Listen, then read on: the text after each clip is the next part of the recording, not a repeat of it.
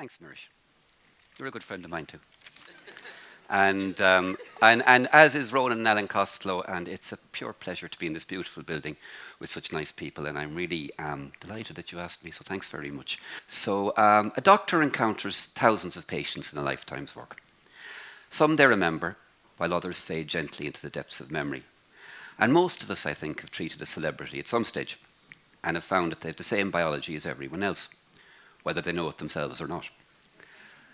Some patients become friends, and one or two can change your life. Tony Booth was a celebrity before the term was used, and he was a household name from the telly in the days when everybody watched the same programme at the same time.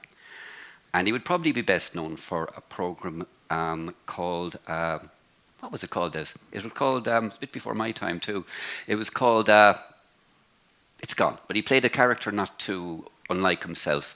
He played a working class hero, he played a socialist, he played a person who didn't know his place in the 60s when these things were allocated to you. He was a working class hero, he was part of the 60s spirit. And he was, but briefly, a patient of mine.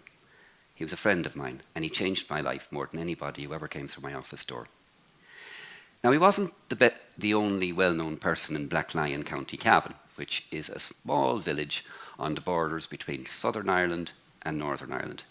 And there was a cheery presence in the restaurant across the road called Nevin Maguire. Nevin at this stage was in his late 20s, and I remember at the time I was there, Chelsea Football Club came and asked him to work for them, to run their restaurants, and the QE2 were after him.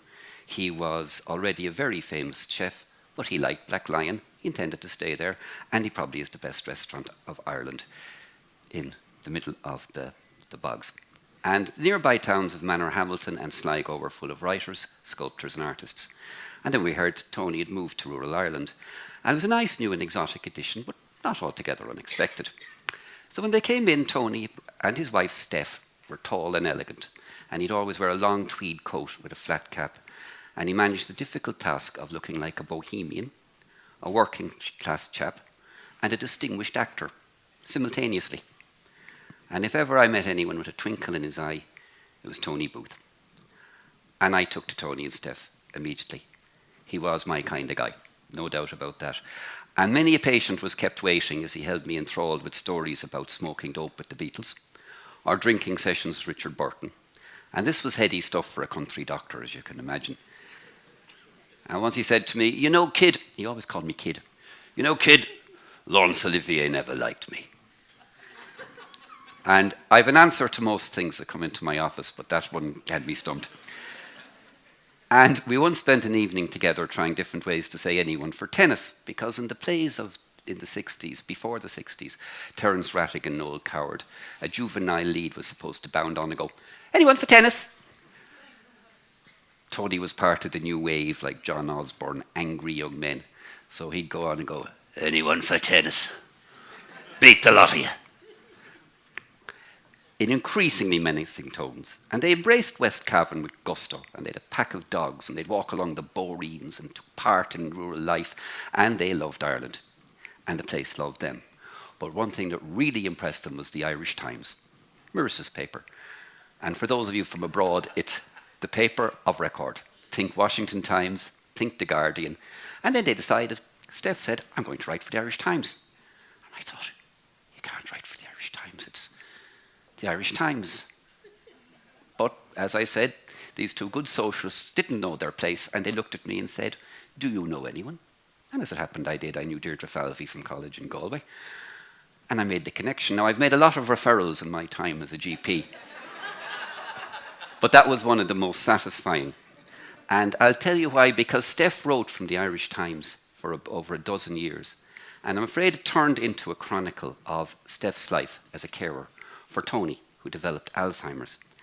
And it's just that column meant so much to so many people, because it was a brave chronicle of the way she looked after Tony with love, and thousands of people have read it.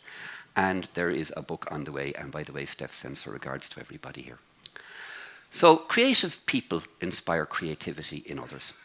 Nevin was coming up to his 30th birthday, which he celebrated by by publishing his third book, and they're all cookery classics. I don't know if Charlie Burns has them outside. And he was also making TV shows and running the restaurant. And Steph was writing for the health supplement in the Irish Times. And I thought, maybe I'll get going myself. Tony was full of encouragement. If he could make it as an actor, despite having any formal training, and despite the fact that Olivier disliked him, then I could make it as a writer. So I wrote my first story about Tony, and he was disguised to his amusement as an elderly actor. We drew up 3 scores on the board. One was the Irish Times, one was the British Medical Journal, and the third was Sunday Miscellany, which is a radio show in Ireland. And after that, you could only go downhill.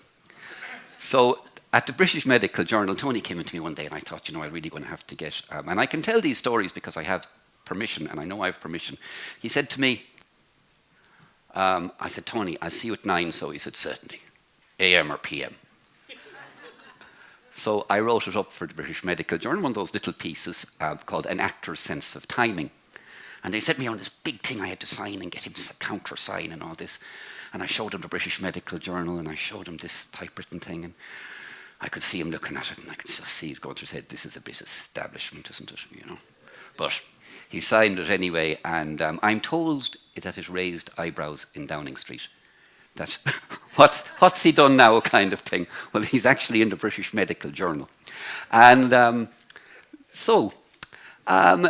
and since then I've been writing for lots of different publications, and it's really one of the things that brought me here, and a lot of very other interesting places. Doctors tend to leave a lot of their early selves behind them in the daily grind of study and work. If they're lucky, they will meet with people who will remind them about their first passions for music, sport, or whatever they loved from the start. A consultation is a two-way process. There is give and take.